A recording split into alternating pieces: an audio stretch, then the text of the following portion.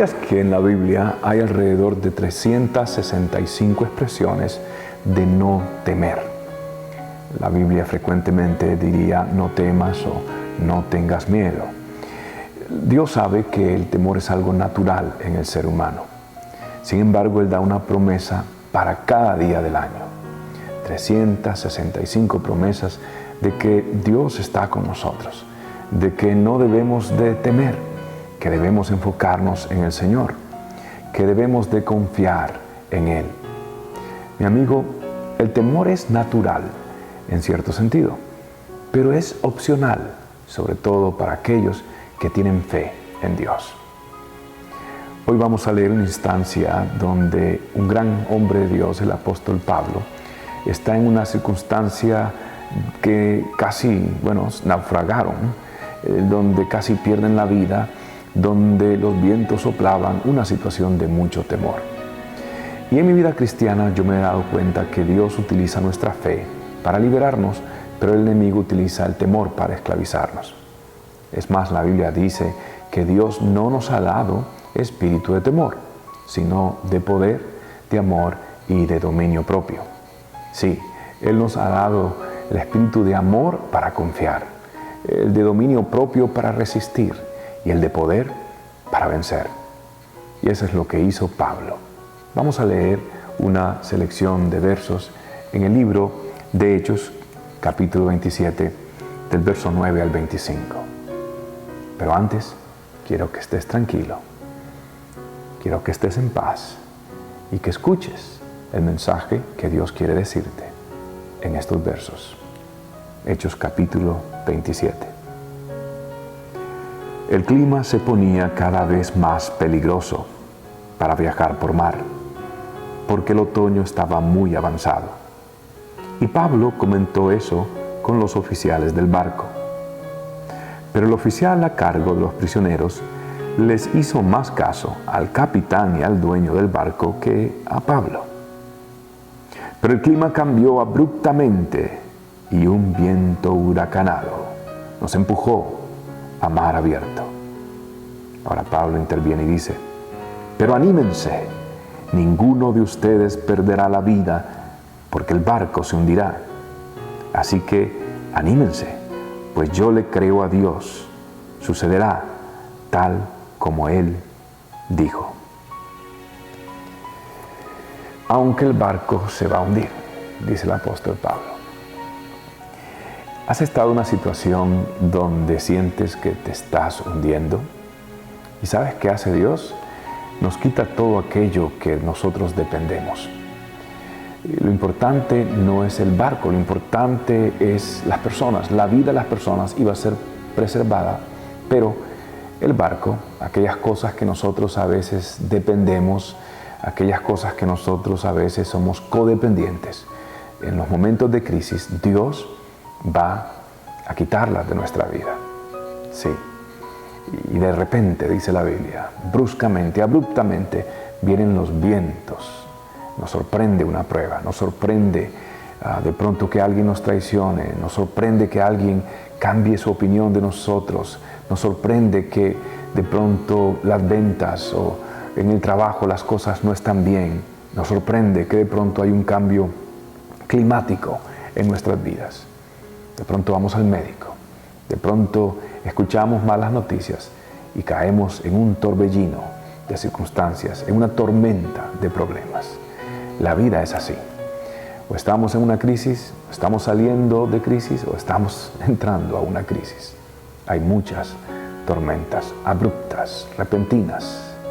Y lo que Dios va a hacer es quitarnos aquello que nos encadena, aquello que nos aprisiona, aquello de lo cual está sustituyendo nuestra fe en Él y nos va a volver a las bases de quien somos.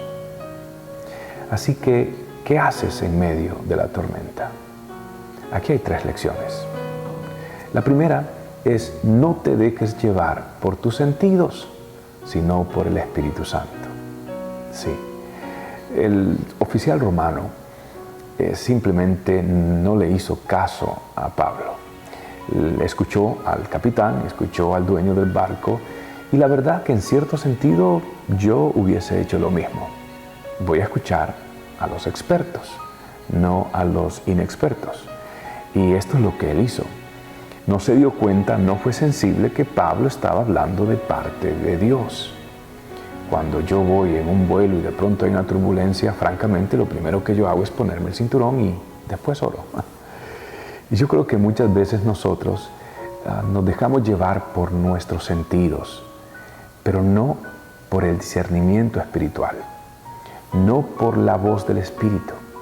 Y si bien es cierto, es bueno consultar la voz de la experiencia y la voz de los expertos, tenemos que siempre tener una cláusula de escuchar la voz del Espíritu Santo, donde en esa cláusula decimos, sí, creo que todo tiene sentido, me parece que el plan es bueno, me parece que todo está en su lugar, ya consulté, ya revisé, y parece que todo está donde debe estar. Pero antes de firmar, pero antes de hacerlo, pero antes de tomar la decisión, quiero consultar a Dios. Déjate llevar por la voz del Espíritu, más que por la voz de la experiencia, porque en un momento determinado los tiempos cambian abruptamente y no sabes cuál es la agenda de Dios. En este caso, Pablo quería ir a Roma, pero eventualmente él va a Roma a través de un naufragio como este. Muchas veces Dios va a usar lo que nosotros quisiéramos evitar. Y por eso debemos de permanecer sensibles y flexibles a la voz del Espíritu Santo. Segundo, vuélvete un experto en las promesas de Dios, no en tu problema. Yo me he dado cuenta que cuando uno está en una situación, sobre todo prolongada, ya sea una enfermedad o ya sea una situación económica, por lo general nos volvemos casi que expertos en lo que nos está pasando. Y tiene sentido hacerlo, hay que averiguar, hay que darse cuenta, saber lo que está sucediendo. Pero a veces nos enfocamos tanto en esto que llega un punto de que nos identificamos con el problema en vez de separarlo fuera de nuestro futuro, de separarlo de lo que realmente somos. Esto es algo interesante, porque nuestro enfoque, nuestra perspectiva debe estar enfocada en las promesas de Dios, no en nuestros problemas. Sí, Pablo dijo, yo le creo a Dios. Esa fue la expresión, yo le creo a Dios.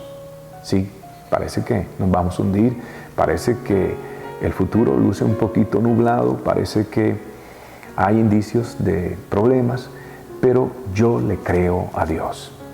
Pablo decidió volverse un experto en lo que Dios había dicho.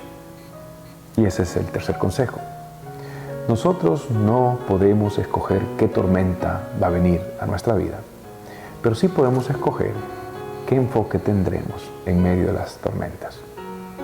Usted no puede decidir qué crisis le va a venir o no, pero usted puede decidir qué hacer en medio de esa crisis, qué enfoque va a tener.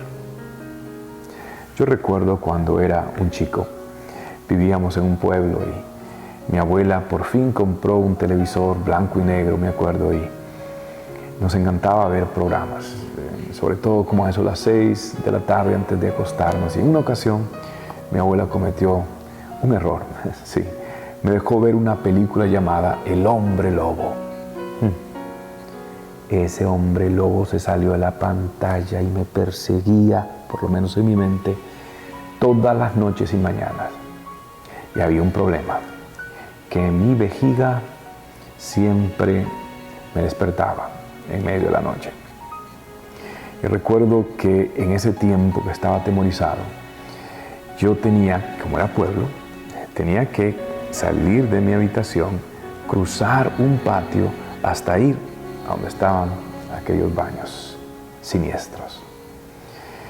Y en mi mente, cada vez que caminaba hacia el baño, allí estaban unos ojos feroces, una boca jadeante, babeante de hambre de un chico de 7 años con tez blanca, piel de gallina, que estaba atemorizado y con pelo lacio.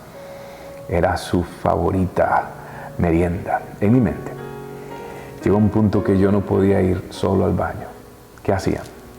En medio de la noche o al amanecer, despertaba a mi hermano. Decía, Alberto, ven conmigo al baño. Decía, ¿por qué? ¿Por qué? Es que ahí está el hombre lobo. Me quiere comer. No, son tonterías. Alberto, por favor. Y bueno, claro, después tenía que darle algo. No era gratis, pero recuerdo que él me acompañaba. Y yo siempre en mi mente sentía la mirada de aquel lobo feroz. Pero ahí estaba mi hermano. Y yo me enfocaba en el hecho que estaba mi hermano grande a la par mía, que me iba a defender. ¿Qué está pasando en tu vida? ¿En quién te estás enfocando? No temas. Confía en las promesas de Dios. Decídete enfocar en sus promesas. Decídete creerle, no dejarte llevar por tu sentido, sino por la voz del Espíritu, el Espíritu Santo.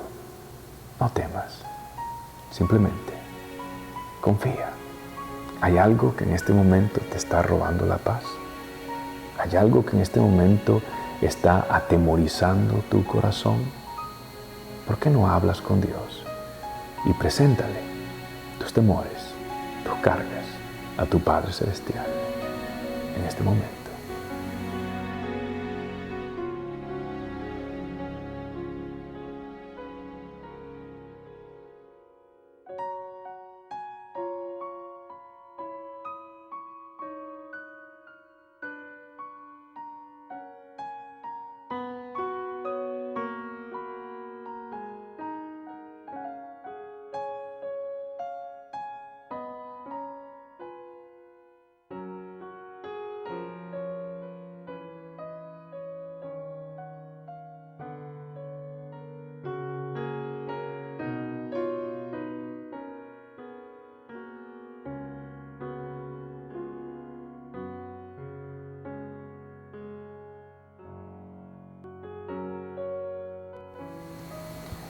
Vamos a orar y vamos a pedir que Dios nos recuerde sus promesas.